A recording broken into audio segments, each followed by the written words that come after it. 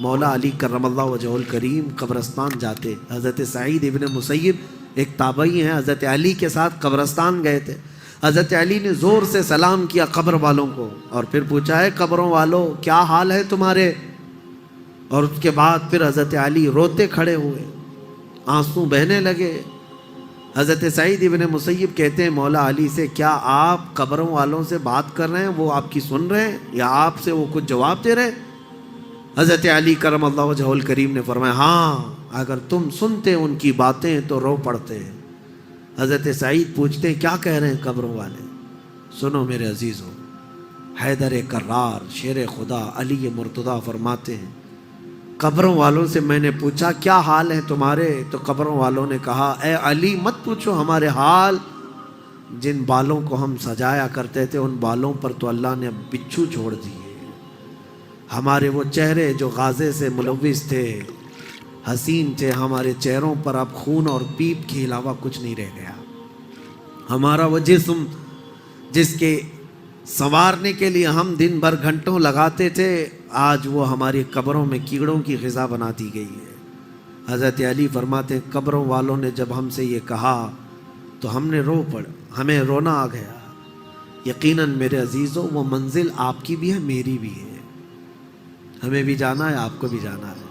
حضرت سفیان ثوری فرماتے ہیں ایک چھوٹی سی بچی کو آپ نے ایک جنازے کے پیچھے جاتے ہوئے دیکھا روتے ہوئے. وہ لڑکی اپنے باپ کے جنازے میں جا رہی تھی، رو رہی تھی اور یہ کہہ رہی تھی اتنی بڑی مصیبت کا دن ہمارے اوپر کبھی آج تک آیا ہی نہیں تھا. حضرت سفیان ثوری نے کہا بیٹا تم پر نہیں، تمہارے باپ پر جو دن آیا وہ کبھی نہیں آیا تھا. موت کا دن، موت کا دن سب سے سخت دن ہے، سب سے سخت دن ہے. موت کس طرح سے آتی ہے پتہ ہے؟ فرمایا گیا جیسے ریشم کے کپڑے کو کانٹوں کی جھاڑی پر ڈال دو اور کپڑا کھینچو، کپڑے کے تار تار نکلتے جائیں گے. فرمایا گیا ملک الموت روح نکالنے کے لیے جب آتے ہیں تو اسی طرح سے روح نکالتے رہتے ہیں انگلیوں سے، پیروں کی، ہاتھوں کی انگلیوں سے، ناخنوں سے روح نکلتی نکلتی آتی ہے. ایک ایک جوڑ سے روح نکلتی ہے یہاں تک کہ ناک تک اس کو کھینچ کر کے لایا جاتا ہے. اور قرآن میں اللہ فرماتا ہے تم اگر دیکھو گے کہ روح کیسی نکالی جا رہی ہے، یضربون وجوہہم وادبارہم، فرشتے آتے ہیں پیٹھ پر، پیچھے مارتے ہیں، زور زور سے مارتے ہیں اور پیشانیوں پر مارتے ہیں اور یہ کہتے ہیں اے نکل جا روح.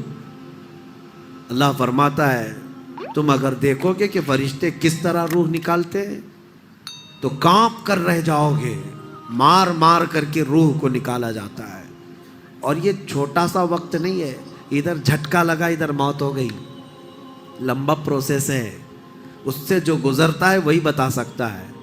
بعض لوگوں کو ایسا لگتا ہے زہر کھا لیا ابھی موت ہو گئی، سوسائڈ کر لیا ابھی موت ہو گئی. موت اتنی آسانی سے نہیں آتی، لمبا پروسیس ہے. موت سے پہلے فرشتے آ جاتے ہیں. چاہے تم اچھے آدمی ہو، بیٹھے ہوئے ہو، تم کو بھی اگر موت آنی ہے تو تم پہلے فرشتوں کو دیکھنے لگ جاؤ گے، لیکن بتا نہیں سکتے کسی کو. موت سے تھوڑی دیر پہلے فرشتے قریب آ جاتے ہیں. پہلے جماعت فرشتوں کی آتی ہے، پھر ملک الموت آتے ہیں. ملک الموت ان فرشتوں کے بیچ آتے ہیں. جیسے ہی یہ مرنے والا آدمی ملک الموت کو دیکھ لیتا ہے پھر اس کے جسم میں کپ کپی طاری ہو جاتی ہے.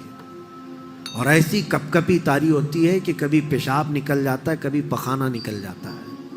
اکثر دیکھنا مرنے والوں کی نجاست نکل جاتی ہے.